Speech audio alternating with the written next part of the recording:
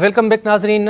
इंसानी हक़ जेके हूंदा आहिनि उहे कंहिं बि मुआशरे जे लाइ या कंहिं बि मुल्क जे लाइ कंहिं बि क़ौम जे लाइ तमामु घणा अहम हूंदा आहिनि, पर पाण पाकिस्तान में जेकॾहिं ॾिसूं था त इंसानी हक़नि जो पाण खे को बि तसवुरु नथो मिले। हालांकि पाकिस्तान जो जेको आइन आहे उन में इंसानी हक़नि बाबति वाज़े हिदायतूं ॾिनल आहिनि या वाज़े स्ट्रक्चर ॾिनल आहे, पर 76-77 साल गुज़रण बावजूद बि असां पाकिस्तान में इंसानी हक़नि जो जेको बुनियादी स्ट्रक्चर आहे उन खे डेवलप न सघिया आहियूं, उन खे डेवलप न करे सघिया आहियूं, उन खे जोड़े न सघिया आहियूं। ऐं नतीजे तौरु अॼु पाण ॾिसूं था त जीअं जीअं वक़्तु गुज़रे थो त इंसानी हक़नि जी भञकड़ी में ॾींहों ॾींहुं वाध अचे पई। अॼु सिंध जे इंसानी हक़नि वारे खाते हिकिड़ी रिपोर्ट पधरी कई आहे जंहिंमें उन्हनि ॼाणायो आहे त सूबे में इंसानी हक़नि जूं जेके भञकड़ियूं आहिनि उहे वधी वियूं आहिनि। 5 महीननि जी रिपोर्ट हुननि शाया कई आहे ऐं 5 महीननि दौरान 1271 इंसानी हक़नि जूं भञकड़ियूं थियूं आहिनि। ऐं उहा जेका भञकड़ी आहे उहा हब्से बेजा में रखण जी सूरत में थी आहे,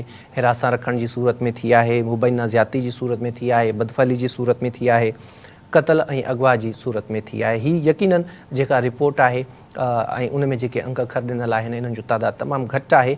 इन खां ॾहूण ते पाण जेकॾहिं चऊं त सिंध में अहिड़े क़िस्म जा वाक़िया थियनि था, इंसानी हक़नि जूं भञकड़ियूं थियनि थियूं जेके रिपोर्ट ई नथियूं थियनि, त शायदि इहो ग़लति न थींदो। 5 महीननि में ज़्यादती जा जेके वाक़िया आहिनि उहे 43 थिया आहिनि, ख़ुदकशी जा 94, अगवा जा 157 ऐं क़त्ल जा जेके वाक़िया आहिनि उहे 373 रिपोर्ट थिया आहिनि। इहो अंग यकीनन 5 महीननि दौरान तमामु वॾो अंग आहे ऐं हीअ बि उहे ई क़त्ल केस हूंदा या हीअ जेके ओवरऑल वाक़िया रिपोर्ट थिया आहिनि जेके कुझु अहिड़ा एरियाज़ बि आहिनि सिंध जा जितां उहे शयूं रिपोर्ट ई नथियूं थियनि। हीअ छाकाणि त सरकारी सतह ते हिकिड़ी रिपोर्ट पधरी थी आहे, पर जेकॾहिं पाण ख़ानगी तौर ते इन्हनि शयुनि जो मुशाहिदो कयूं त हर 2-3 ॾींहं पाण खे अहिड़े क़िस्म जूं शयूं या जेके वाक़िया आहिनि उहे ॿुधण में मिलनि था। उन खां अलावा जेका मेन हिन रिपोर्ट में हिकिड़ी ॻाल्हि कई वई आहे उहा आहे पुलिस जे हवाले सां। छाकाणि त पाण जॾहिं इंसानी हक़नि जी भञकड़ी जी ॻाल्हि कयूं था त उन में जेको मेन रोल हूंदो आहे उहो पुलिस जो हूंदो आहे। पुलिस जो बुनियादी फ़र्ज़ु आहे त इंसानी हक़नि जूं जिते जिते भञकड़ियूं थियनि थियूं उन्हनि खे रोके, पर बदकिस्मतीअ सां हीअ जेका रिपोर्ट आहे उन में असांखे ॿुधायो वियो आहे त इन्हनि 5 महीननि जे दौरान सभ खां वधीक जेके शिकायतूं आहिनि उहे पुलिस जे ख़िलाफ़ु थियूं आहिनि ऐं उन्हनि शिकायतुनि जो अंग 786 आहे। सो इन मामले ते पाण ॻाल्हाईंदासीं। असां सां गॾु लाइन ते मौजूदु आहिनि इंसानी हक़नि बाबति वॾे वज़ीर जो अॻूणो सलाहकार वीर जी कोहली साहिबु। सर, ही इंसानी हक़नि वारे खाते हिकिड़ी रिपोर्ट पधरी कई आहे जंहिंमें ॼाणायो वियो आहे त सूबे में जेके इंसानी हक़नि जूं भञकड़ियूं आहिनि उहे तमामु घणियूं वधियूं वियूं आहिनि ऐं मुख़्तलिफ़ जेके वाक़िया थिया आहिनि उहे ज़्यादती जा हुजनि, ख़ुदकशी जा हुजनि, क़त्ल जा हुजनि, उहे बि उन्हनि जो जेको तादादु आहे, अंग अखर आहे, उहे बि ॾिना विया आहिनि। तव्हां इन खाते सां सिलाड़ियल रहिया आहियो, तव्हां खां ॼाणणु चाहियूं था त इंसानी हक़नि जूं भञकड़ियूं जेके ॾींहों ॾींहुं वधंदियूं पियूं वञनि, पाण उन्हनि खे कीअं रोके सघूं था? महिरबानी अदा। पहिरीं ॻाल्हि इहा आहे त असां वटि ओवरऑल सॼे पाकिस्तान में, रुॻो ॻाल्हि सिंध जी न आहे, ओवरऑल पाकिस्तान में जेको इंसानी हक़नि जो हिकिड़ो स्ट्रक्चर जुड़णु खपे आहे, हिकिड़ो ढांचो हूंदो आहे। जीअं असां वटि आइनी ऐं कानूनी पंहिंजो इख़्तियार आहिनि या हिकिड़ो सिस्टम आहे, जीअं बैनुल अक़वामी लॉज़ आहिनि जंहिं ते पाकिस्तान सिग्नेचरी बि आहे, पर उनजे बावजूदि असां वटि स्ट्रक्चर जुड़ी कोन सघियो आहे। हिकिड़ी ॻाल्हि। ॿी ॻाल्हि त असां वटि जेके इदारा लॉ एनफोर्समेंट इदारा जेके आहिनि जंहिंमें पुलिस सरफ़हरिस्त आहे, त उन में बि असां वटि ओड़े क़िस्म जी तरबियत याफ़्ता जीअं माना हुजणु खपनि जीअं दुनिया जे सुधरियल मुल्कनि में जेके इंसानी हक़नि जे हवाले सां अलॻि सां सेंटर हूंदा आहिनि या रेस्क्यू सेंटर आहिनि या उन्हनि खे फौरी तौर ते रिलीफ ॾियण जे लाइ अहिड़े क़िस्म जूं उते कंप्लेन सेल वग़ैरह क़ाइमु कया वेंदा आहिनि। असां वटि कंप्लेन सेल आहिनि, पर उहे साॻिया ऑफिसर आहिनि जेके हिकिड़े पासे 302 जा जेके मर्डर जा केस या क्रिमिनल साइड आहे उहो डील पिया कंदा हूंदा आहिनि ऐं ॿिए पासे जेके ह्यूमन राइट्स इशूज़ आहिनि उहे डील पिया कंदा हूंदा आहिनि। त हुन में तव्हां जेके एक्सपर्ट माण्हू हुजणु खपनि जेके नेशनल ऐं इंटरनेशनल लॉज़ जे हवाले सां वाक़फ़ियत रखंदड़ हुजनि। ऐं ॿियो असां वटि ट्रीटी इम्प्लीमेंटेशन सेल जेके असां वटि मूं ठाहिया हुआ जॾहिं ह्यूमन राइट्स में डिपार्टमेंट में हुयसि, त उहो ट्रीटी इम्प्लीमेंटेशन हुन ते पाकिस्तान गवर्नमेंट खे हुननि बैनुल अक़वामी इदारनि लिखियो आहे त तव्हां हुन में अञा ताईं रिस्पॉन्स न ॾेई सघिया आहियो।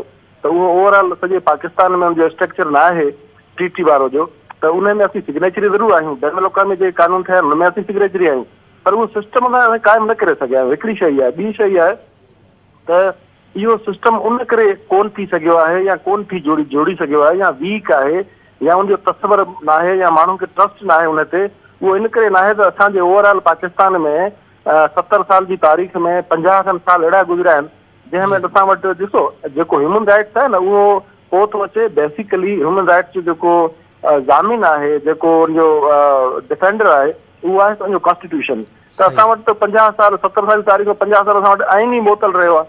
जॾहिं आइन मोतल हूंदो आहे त इंसान जा बुनियादी हक़ूक़ मोतल रहिया हूंदा आहिनि। त असां वटि उहो सिस्टम कोन जुड़ी सघियो, असां वटि कल्चर कोन जुड़ी सघियो। असां वटि माण्हू कंप्लेन खणी वञी करे कोन ईंदा आहिनि थाणनि ते, हुन ते त हुनखे ख़बर आहे त असां वेंदासीं त परेशान थींदासीं, ऐं जेको आहे सो कोर्ट ऐं कचहरियुनि जा असांखे रुॻो चकर काढणा पवंदा। त इंसाफ़ कर्त इंसाफ़ मिलणु, जल्दी इंसाफ़ मिलणु, तकिड़ो इंसाफ़ मिलण जी न उमेद न हुजण जे करे माण्हू ईमान ऐं जेको स्ट्रक्चर आहे ह्यूमन राइट्स जो हुन ते ईमान रखण या हुन ते ट्रस्ट करणु छॾे ॾिनो आहे। अच्छा सर, छा करणु खपे पाण खे अवाम जंहिंजो हिन निज़ाम ते वेसाहो कोन्हे, एतमाद कोन्हे, हिन निज़ाम जी साख बहाल करे सघूं पाण? हा बिल्कुलु, तव्हां सही था चओ।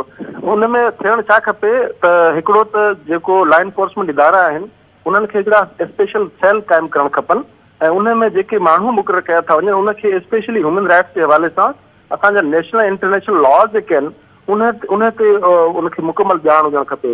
हाणे कंहिं थाणे ते माण्हू हिकिड़ो वञे थो ऐं का कंप्लेन पंहिंजी खणी थो वञे, ऐं पोइ थाणे ते जेकॾहिं को ऑफिसर हुनखे चवे त तव्हां फलाणे 72 माण्हू ॾे हलिया वञो ऐं उनखे असीं चऊं था तव्हांजे वेही करे पाण में फ़ैसिलो या सुलह कराए छॾींदो या जिरगो कराए छॾींदो, त उहो माण्हुनि ते एतमाद पोइ जेकॾहिं हिकिड़ो ॿ अहिड़े क़िस्म जा मिसाल थियनि था, पोइ माण्हू हुन ते एतमाद ख़तमु करे थो ऐं पोइ माण्हू चलो ॾींदासीं त फ़ैसिलो थींदो, या कंहिं ॻोठ जे या इलाइक़े जे चङे माण्हू ॾे या बिरादरी जे मौजूदु माण्हू ॾे वेंदो, हुनखां बहितर असां सिधो ई जिरगे वारे पासे हलिया वञूं। त पर ॿियो ॿी ॻाल्हि हिन में आहे त तव्हां जेका शुरू में ॻाल्हि कई त वधियो न आहे। हाणे सोशल मीडिया जे करे माण्हू एक्टिव थियो आहे, हर माण्हू हाणे जेको आहे सो हिकिड़ी का पोस्ट रखे थो, उहा बैन अल-अक़वामी सतह ते हली थी वञे, त उहा जेका माण्हुनि खे एक्सेस मिली आहे उन जे करे उहो वधीक रिकॉर्ड थिए थो। हाणे पहिरीं क्राइम जेके थींदा हुआ या वायलेशन ह्यूमन राइट्स थींदी उहो रिकॉर्ड कोन थींदो हो, हाणे उहो फौरी तौर ते रिकॉर्ड थियनि था, मंज़र ते अचनि था, ऐं मीडिया हाउसिस जेके पहिरीं हुन जा नुमाइंदा हूंदा उनजे थ्रू पहुचंदो, हाणे हर माण्हू नुमाइंदो आहे, हर माण्हू रिपोर्टर आहे। त हाणे उहा मीडिया हाउसिस ताईं एक्सेस माण्हू जी ईज़ी थी वई आहे, उहो सोशल मीडिया ते रखनि था, उतां खां मीडिया हाउसिस खे ख़बर पवे थी। त हाणे असां वटि जेको हुनजो ॼाण जो जेको वसी तरीक़ो आहे न उहो सोशल मीडिया आहे, त उनजे थ्रू माना वधीक रिपोर्ट थियणु शुरू थिया आहिनि, ऐं इहो पॉज़िटिव आहे, इनखे नेगेटिव न सम्झण खपे। असांखे हीअं ॾिसणु खपे, असां ॾिठोसीं त हिन खां पहिरीं जॾहिं रिपोर्ट कोन थींदा हुआ त पोइ जॾहिं वेंदा हुआसीं किथे ओपन कचहरियूं कंदा हुआसीं या ॻोठनि में किथे वेंदा हुआसीं त पोइ असांखे ख़बर पवंदी त अच्छा हीउ वाक़ियो थियो, अच्छा घणा ॾींहं थिया, महीनो थी वियो, अच्छा महीनो थियो, असांखे ख़बर ई कोन हुई। हाणे थिए थो ऐं फौरी तौर ते मीडिया जो दौरु आहे सोशल मीडिया जो, त माण्हू लाइव अचे थो, वीडियो रिकॉर्ड करे थो, ऐं पोइ कंहिं न कंहिं सोशल मीडिया जे फोरम ते रखी थो छॾे। त हाणे इहो इनखे पॉज़िटिव वधीक रिकॉर्ड थियणु नेगेटिव न आहे, इहो पॉज़िटिव आहे, इहा सुठी ॻाल्हि आहे त हर ख़बर जेका आहे मंज़र ते अचे थी, माण्हुनि ताईं पहुचे थी। उनखे करणु छा खपे, उन में जेके असां वटि लॉ एनफोर्समेंट इदारा आहिनि या गवर्नमेंट जा इदारा आहिनि उन्हनि खे अहिड़े क़िस्म जा सेल क़ाइमु करणु खपनि, ऐं उन्हनि खे नेशनल इंटरनेशनल लॉ जी फौरी तौर ट्रेनिंग ॾियणु खपे, जेके माण्हू इन माइंड सेट मां निकिरी अचनि जेको असांजे कल्चर जो हिसो रहियो आहे इलाही अर्सो, त बाबा हाणे जेकॾहिं रड़ कंदासीं त पोइ घर टुटंदो, का माई डोमेस्टिक वायलेंस पियो थिए, बाबा तूं कंदे तुंहिंजो घर फिटी वेंदो या मुड़ुस सां तलाक थी वेंदो, तूं बर्दाश्त कर, अहिड़े क़िस्म असांजे कल्चर जो हिसो रहियो आहे। त हाणे असांखे कानून जे तनाज़ुर में ॾिठो वञे त कानून जी नज़र में इहो सही आहे या ग़लति आहे, त फ़ैसिलो कल्चर खे छॾे करे ऐं नेशनल इंटरनेशनल लॉज खे साम्हूं रखी फ़ैसिलो करणु घुरिजे, ऐं उहे कंदा जिन खे अहिड़े क़िस्म जी नॉलेज ॾिनी वञे, उन्हनि खे उहा ट्रेनिंग ॾिनी वञे जेके लॉज छा आहिनि ऐं हुन ते इम्प्लीमेंटेशन कहिड़े फोरम जे थ्रू थियणु थींदो, कीअं थींदो, त मुंहिंजो ख़्यालु आहे उन्हनि खे सही गाइड करण जी ज़रूरत आहे। ॿियो त माण्हू इहो सम्झनि था त असां सोशल मीडिया ते रखी छॾियो ऐं मसइलो हल थी वियो, पर माण्हू खे प्रॉपर तरीक़े सां कानूनी तरीक़ेकार उहो अपनाइणु खपे, त जेसीं ताईं माण्हू सही हुन लीगल प्रोसेस में सही न वेंदो तेसीं ताईं उनजा नतीजा सुठा न मिली सघंदा। अच्छा साईं, यकीनन इंसानी हक़नि जी जेका भञकड़ी आहे इन्हनि जी रोकथाम जे लाइ असांजा जेके इदारा आहिनि उन्हनि खे पाण खे सघारो बणाइणो पवंदो, मुस्तहकिम बणाइणो पवंदो। सवाल मुंहिंजो इहो आहे त छा जमहूरी हुकूमतूं इन मामले ते कमु करे चुकियूं आहिनि, कमु कनि थियूं, उन्हनि जी एजेंडा में शामिल आहे? सेकेंडली सर इहो आहे त छा असांजे आम माण्हू खे ख़बर आहे त उन्हनि जा बुनियादी हक़ कहिड़ा आहिनि, या हुकूमतूं उन्हनि खे अवेयरनेस ॾियण लाइ छा पियूं कनि?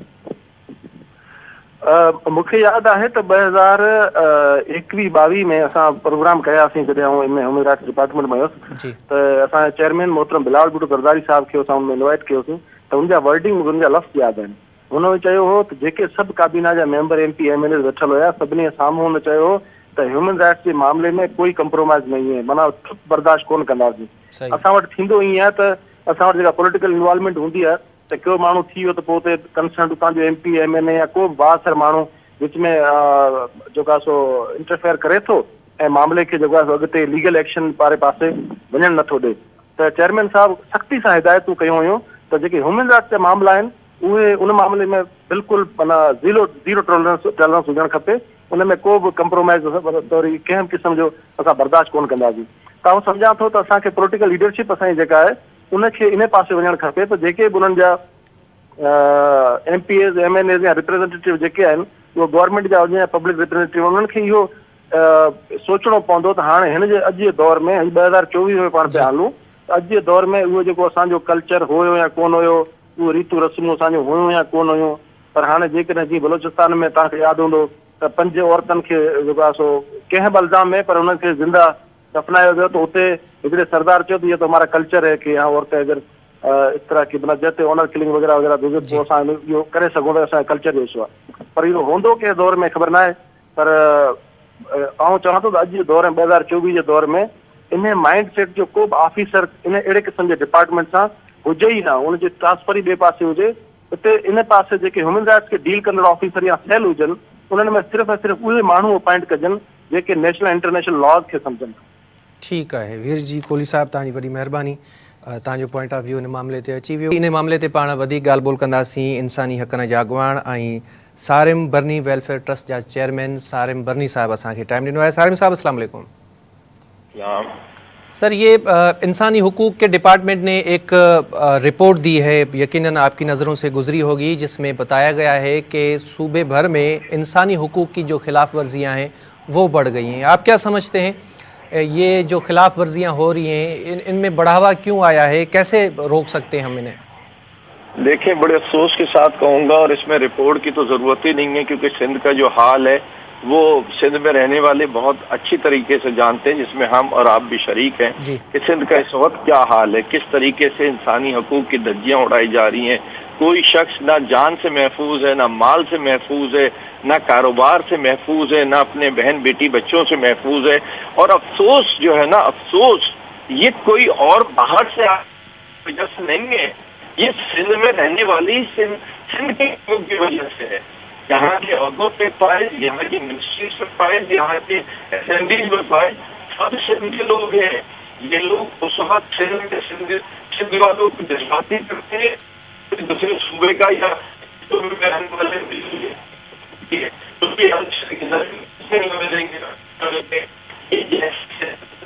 सर आपकी आवाज़ डिस्कनेक्ट हो रही है, हम कोशिश करेंगे कि आपको दोबारा लाइन पे लें। सारिम बर्नी साहब असां लाइन ते मौजूद हुयो, पर टेक्निकल ख़राबी जे करे आवाज़ सही न पे पातो, इन जे करे असांखे लाइन डिस्कनेक्ट करणी पइजी वई आहे। सिंध में इंसानी हक़नि जूं भञकड़ियूं आहिनि उहे वधी रहियूं आहिनि ऐं सिंध जे ई इंसानी हक़नि वारे खाते इहा रिपोर्ट जारी कई आहे, जंहिंमें ॿुधायो वियो आहे त रुगो 5 महीननि जे अंदरि 1271 इंसानी हक़नि जूं भञकड़ियूं थियूं आहिनि ऐं जेके भञकड़ियूं आहिनि उन्हनि में हफ्से बेजां अचे थो, हिरासां थिए थो, मुबैना ज़्यादती आहे, ख़ुदकशी आहे, बदफ़ैली आहे, क़त्ल आहे ऐं अगवा शामिल आहिनि। 5 महीननि जो जेको अंग अखर शेयर कयो वियो आहे, जंहिंमें ज़्यादती जा 43, ख़ुदकशी जा 94, अगवा जा 157 ऐं क़त्ल जा 373 केस रिपोर्ट थिया आहिनि। यकीनन हीअ जेको सरकारी सतह ते अंग अखर पधरा कया विया आहिनि इहो तमामु घटि आहे, जॾहिं त अहिड़ा जेके वाक़िया थी चुकिया आहिनि उन्हनि जो जेको तादाद आहे उहो डबल आहे, छाकाणि त काफ़ी अहिड़ा एरियाज़ आहिनि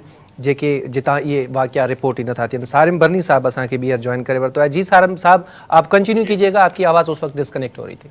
जी देखिए, मैं ये कह रहा था, सिंध का हाल किसी बाहर वाले ने नहीं किया, हम ही लोगों ने किया, जो सिंध के रिहायशी हैं वही लोग इन ओहदों पे फाइज है जहां से निजाम को बेहतर बनाया जाता है। आज कौन सा इदारा है जो सरकारी तनख्वाह लेके अवाम के लिए काम कर रहा है? वो तनख्वाह ले रहा है अवाम को तंग करने के लिए, अदरवाइज वो काम करने के लिए तो रिश्वत तलब कर रहा है।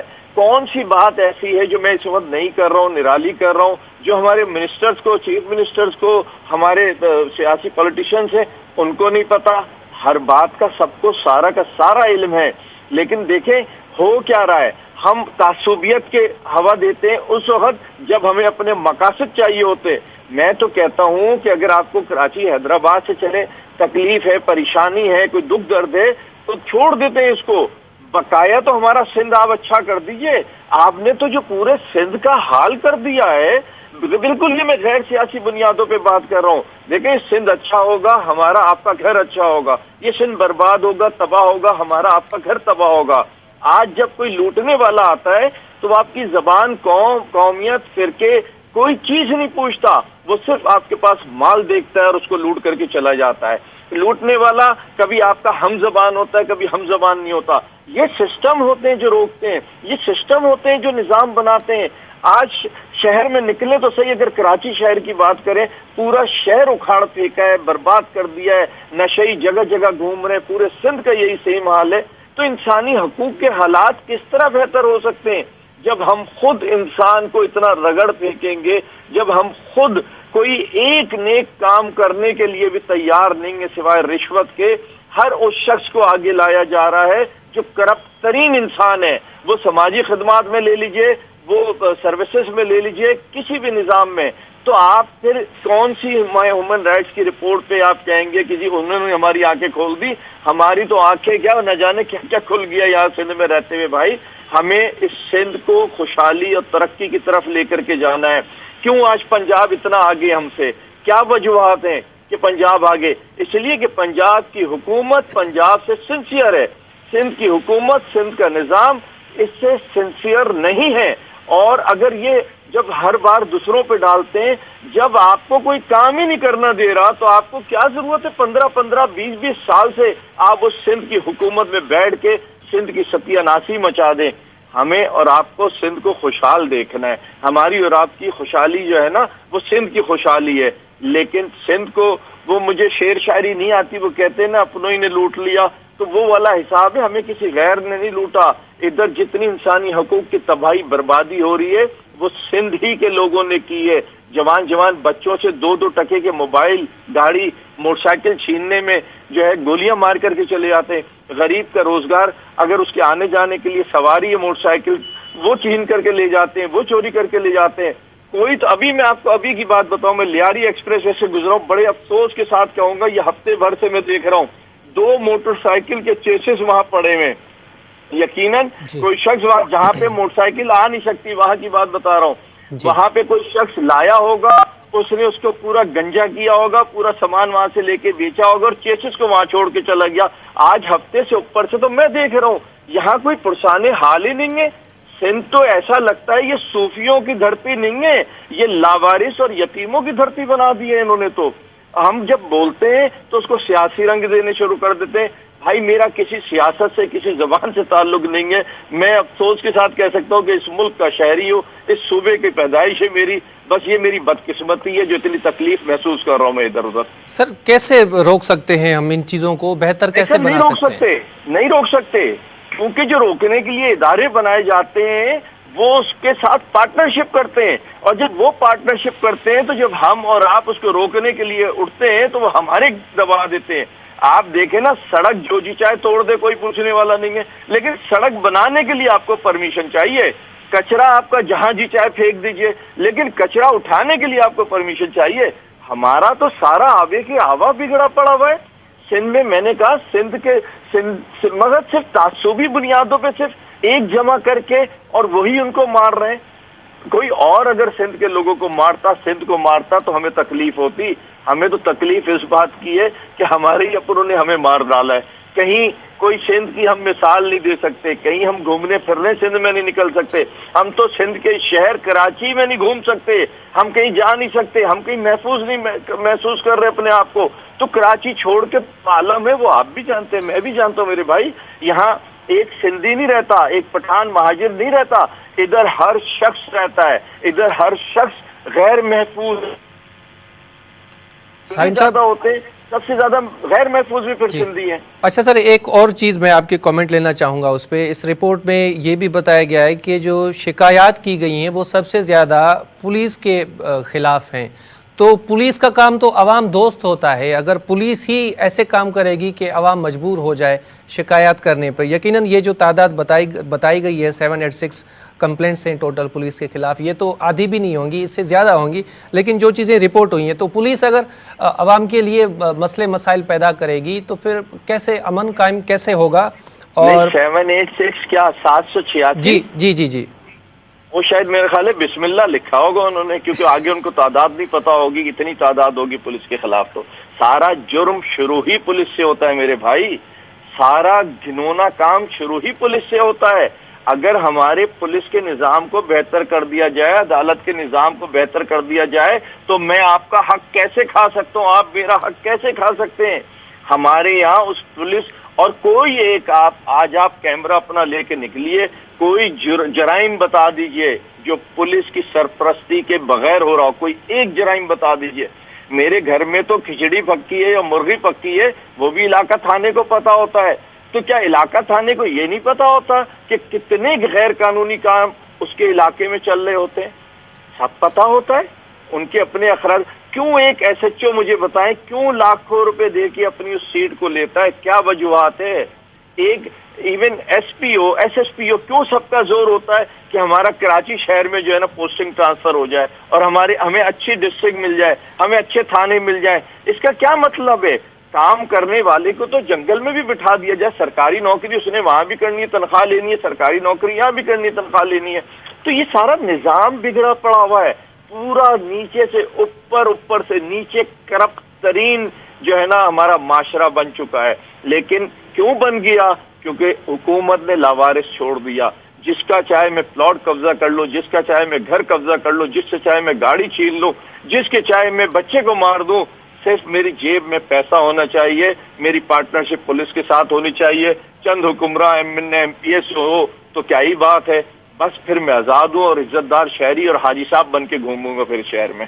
ٹھیک ہے سالم بھنی صاحب، بہت بہت شکریہ، آپ نے ہمیں وقت دیا. یقیناً سندھ میں انسانی حقن جی بھنجکڑی والی जेका सूरत-हाल आहे उहा तमामु घणी गंभीर आहे ऐं इन ॻाल्हि खां बि कोई इनकार नथो करे सघिजे त इन में चङो ख़ासो जेको रोल हूंदो आहे उहो हुकूमत जो हूंदो आहे ऐं हुकूमत पंहिंजो उहो रोल प्ले करण में अदा करण में मुकमिल तौर ते नाकाम वई आहे. पर हुकूमत खां हटी करे बि कुझु इदारा आहिनि जिन जो रोल आहे. तव्हां असां सभिनी जो हिकिड़े मुआशिरे जो बि इंसानी हक़नि वारे मामले ते हिकिड़ो किरदारु थींदो आहे. पाण जेकॾहिं हुकूमत जे ॾिसण बदिरां पंहिंजे ई जेको हिसे जो रोल आहे उहो जेकॾहिं पाण अदा कयूं त इन मामले में घणी क़दुरु बहितरी अची सघे थी. कवर स्टोरी में फ़िलहालु एतिरो ई. इजाज़त ॾींदा, अल्लाह ने के बाद.